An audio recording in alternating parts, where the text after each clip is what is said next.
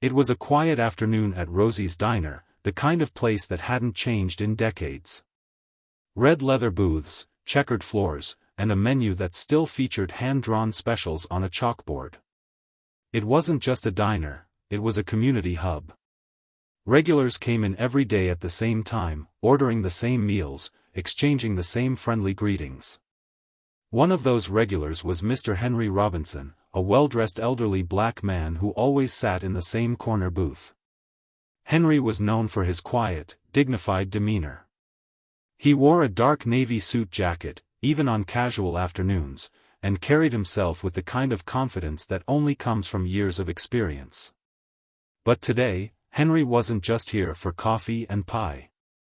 Today, something unexpected was about to happen, something no one in the diner would ever forget.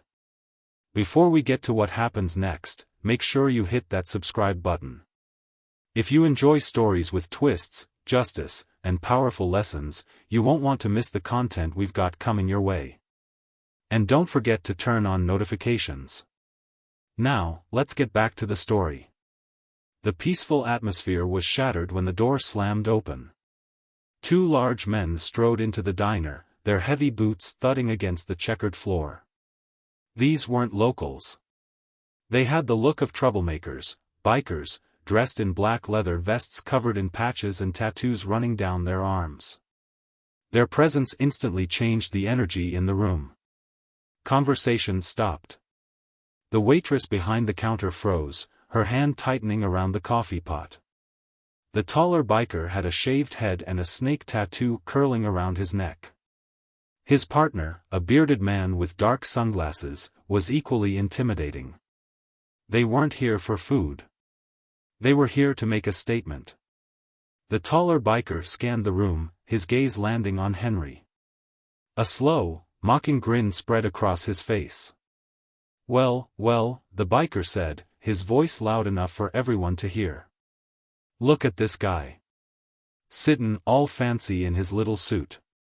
The two men strutted over to Henry's booth, drawing the attention of every customer in the diner. The tension was palpable. Hey, old man, the bearded biker added. What's a guy like you doin' here all by himself? Henry looked up from his newspaper, his calm eyes meeting theirs. Just enjoying my coffee, he said simply. But the bikers weren't looking for polite conversation. The taller one leaned over the table, his hands planted firmly on the surface. You look out of place here, he sneered. People like you don't belong in places like this. Henry folded his newspaper neatly and set it aside. His voice remained steady. I've been coming here for years. I don't think I've caused any trouble. The bearded biker let out a laugh. Trouble? Oh, no. Trouble's about to start now. At this point, the waitress behind the counter glanced toward the phone. Should she call the police? The other diners sat frozen, unsure of what to do. But Henry didn't flinch. He remained calm, composed, completely unshaken by the biker's attempts to intimidate him. This is where most people would panic. But Henry?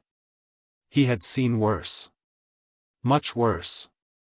If you've ever been in a situation where someone underestimated you, leave a comment below and share your story. It's always empowering to hear how people overcome challenges like this. And if you're enjoying this story, make sure to hit the like button. It helps us bring you more content like this. Hey, the taller biker said, jabbing a finger toward Henry's chest. We're talking to you, old man. Don't ignore us. Henry calmly took a sip of his coffee, then set the cup down. I'm not ignoring you, he said softly. But I suggest you lower your voice. There are families here. The taller biker's smirk faded. He didn't like being told what to do. Who do you think you are, huh? Some big shot? Henry reached into his jacket pocket, and the bikers tensed. Was he reaching for a weapon? Instead, Henry pulled out a wallet and placed it on the table. He flipped it open, revealing a shiny golden badge. Retired police captain, Henry said, his voice calm but firm. 30 years of service. The diner went dead silent. The bikers stared at the badge, their bravado crumbling in an instant. The taller biker's mouth opened and closed like a fish out of water. "Why, you're a cop." "Retired," Henry clarified. "But some lessons never fade." The bearded biker took a step back.